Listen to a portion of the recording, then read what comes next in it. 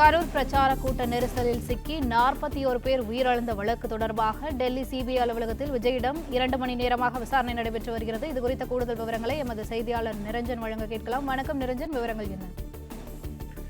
சரியாக 11:30 மணிக்கு விஜய் அவர்கள் டெல்லியில் இருக்கக்கூடிய சிபிஐ தலைமை அலுவலகத்தில் ஆஜராகி இருந்தார்.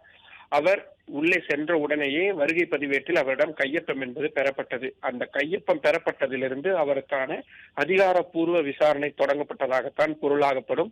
அந்த வகையில் பார்த்தால் 2 மணி நேரத்துக்கு மேலாக விசாரணை என்பது நடைபெற்று வருகிறது. தற்பொழுது சில நிமிடங்களுக்கு முன்பாக நமக்கு தெரிந்த ஒரு சோர்ஸிடம் நாம் அலைபேசியின் மூலமாக கேட்டபொழுது இன்னும் 4 மணி நேரத்திற்கு மேலாக விசாரணை நடைபெறும்.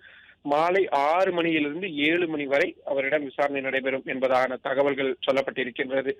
மதியம் உணவு எடுத்துக்கொள்வதற்காக விஜய் அவர்கள் தேவைப்பட்டால் வெளியில் செல்லலாம் என்று கூட அறிவுறுத்தல் கொடுத்திருக்கிறார்கள் சிபிஐ அதிகாரிகள்.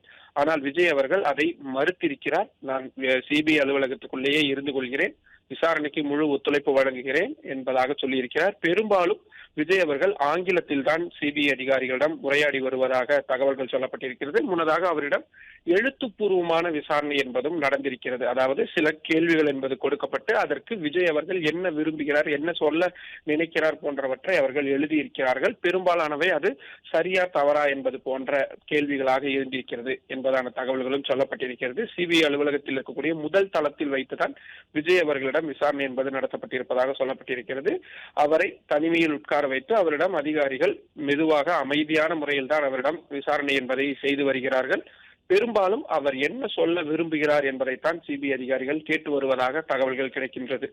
ஒரு 60 கேள்விகள் வரை கேட்கப்பட்டிருக்கலாம் என்பதாக சொல்லப்பட்டிருக்கிறது. மிக முக்கியமாக விஜய் அவர்களுடைய பாதுகாவலர்கள் மற்றும் அவருடைய தனிப்பட்ட ஓட்டுநர் ஆகிய இருவரிடமும் இருந்து பெறப்பட்ட தகவல்களின் அடிப்படையில் அதை சரிபார்க்கக்கூடிய விசாரணையாகத்தான் சிபிஐயுடைய இந்த விசாரணை என்பது நடந்து வருகிறது. மூத்த நிர்வாகிகளாக இருக்கக்கூடிய ஆதவ் அர்ஜுனா, சிடிஆர் நிர்மல்குமார் உள்ளிட்டோர் சிபிஐ அலுவலகத்தில் தனியாக உட்கார வைக்கப்பட்டிருக்கிறார்கள்.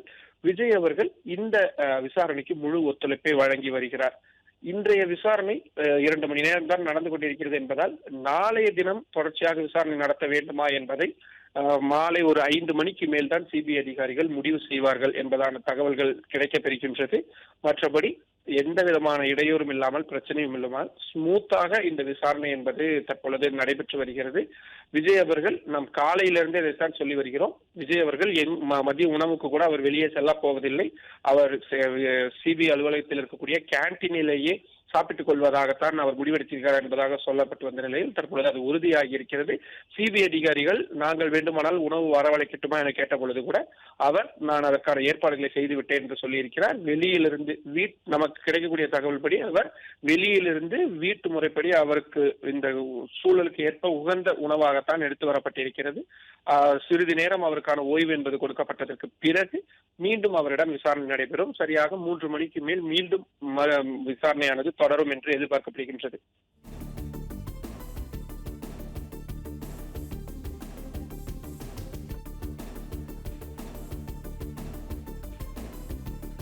விவரங்களுக்கு நன்றி நிரஞ்சன். பிளே ஸ்டோர் மற்றும் ஆப் ஸ்டோரில் இருந்து பாலிமர் செயலியை QR கோடு மூலம் பதிவிறக்கம் செய்யுங்கள். செய்திகளை உடனுக்குடன் பெறுங்கள்.